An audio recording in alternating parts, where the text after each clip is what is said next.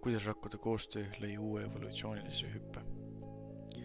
Elu ajaloos on olnud palju väikeseid üleminekuid, näiteks varased kalad, kes suutsid ajutiselt maismaal elada, või esimesed kahejalgsed loomad, kes kõndsid nagu meie.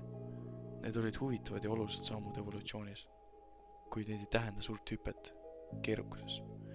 Suured evolutsioonilised hüpped, mida teadlased nimetavad major evolutionary transitions, nõuavad midagi palju sügavamat, koostööd, vastastikust sõltuvust ja uut tasandit keerukuses. Selle mõistmiseks peame vaatama palju kaugemale aega ja eluvorme. 1830. aasta lõpus avastas teadlane Theodore Swan, et inimkeha ei ole üks suur elusolend, vaid koosneb paljudest rakkudest, mis töötavad koos. See oli tohutu avastus. Meie keha oli üksik organism, vaid koloonia rakkudest, mis toimivad ühtse tervikuna.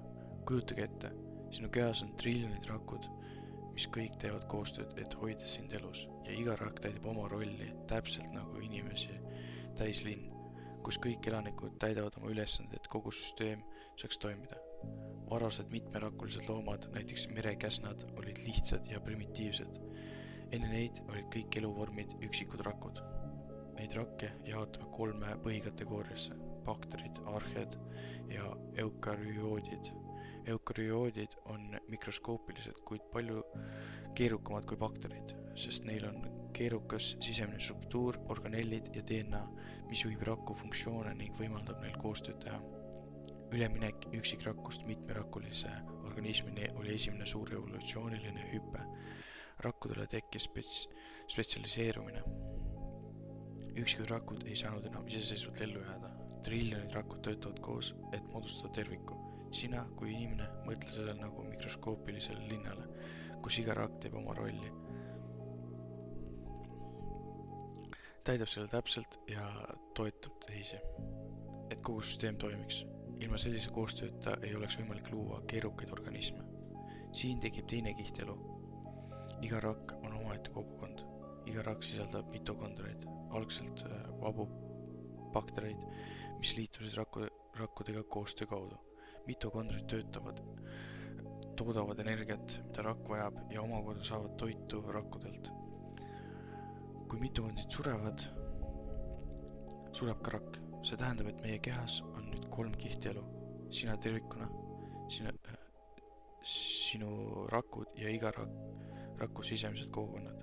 Lisaks sisaldab iga rakka iga mitokondri DNA-d, mis juhib raku kasvu, arengut ja paljunemist. 1970. aastatel avastati vabad geenid, mis liiguvad taimedes iseseisvalt. See näitab, et igas rakus on geenide kogukond, mis töötab koostöös. Nii on sinu kehas tegelikult juba 4 kihti elu. Sina tervikuna, sinu rakud, rakkude sisemised kogukonnad ja geenid. Kõik need evolutsioonilised hüpped toimusid koostöö kaudu. Suured hüpped algasid sellest, et üksikud eluvormid hakkasid tegema koostööd. Alguses võivad osalejad liituda ja lahkuda vabal tahtel, kuid pika peale kujuneb tööjaotus. Erinevad üksused spetsialiseeruvad erinevate tööülesannetele. Kui koostöö muutub püsivaks ja kõik osalejad sõltuvad üksteisest, tekib superorganism. Tänapäeva näited on mesilased ja tsipelgad, kus kogu koloonia toimib nagu üks elusolend. Iga liikme tegevus mõjutab kogu kolooniat. Laboриuuringud on näidanud, kuidas selline koostöö võib tekkida. Näiteks 1998 aastal kasvatasid teadlased mikroskoopilistes tingimustes rühmad, mis koosnesid alguses üksikutest rakkudest. Need rakud hakkasid ühinema ja juba 20 põlvkonna jooksul tekkisid püsivad mitmerakkulised kolooniad. Hilisemad katsed näitasid, et rakud suutsid ka eristuda, tehes eri ülesanneid. See meenutab tööjaotust meie kehas, kus südamerakud hoiavad südant löömas, neerurakud puhastavad verd ja närvirakud juhivad signaale, et kogu keha saaks toimida tervikuna. Ka mitokondrid on tekkinud samal põhimõttel.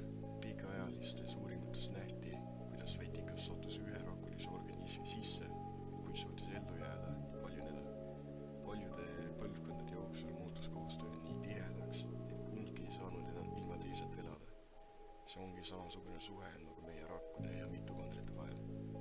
Samamoodi võib vaadata geene kui koostöö osalisi. Iga geen teab, mida ta peab tegema ja töötab koos teiste geenidega, et rakk saaks elus püsida ja paljuneda. See näitab, et isegi kõige pisemad eluosad vajavad koostööd ja just see ongi evolutsiooni peamine jõud. Kui mõtleme sellele nii, siis on selge, et evolutsioon ei ole ainult ellujäämisvõitlus. Koostöö on samas tähtis kui konkurents. Ilma koostööta ei oleks tekkinud keerulisi eluvorme ega mitmerakulisi organisme. Iga uus elukiht, mida me oma kehas näeme, on koostöö tulemus. Iga rakk ja iga geen on osa sellest keerulisest koostöövõrgustikust, mis hoiab elu ja arengut.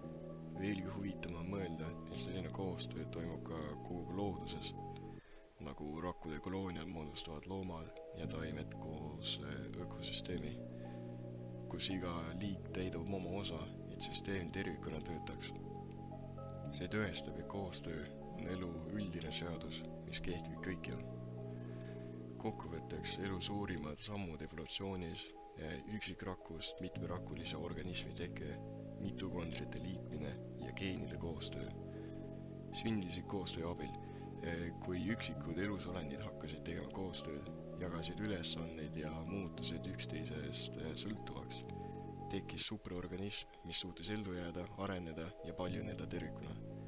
Kui vaatad oma keha, näed 4 elutasandit, mis kõik on koostöö tulemus. Sina tervikuna, sinu rakud, iga raku sees olevad kogukonnad ja geenid.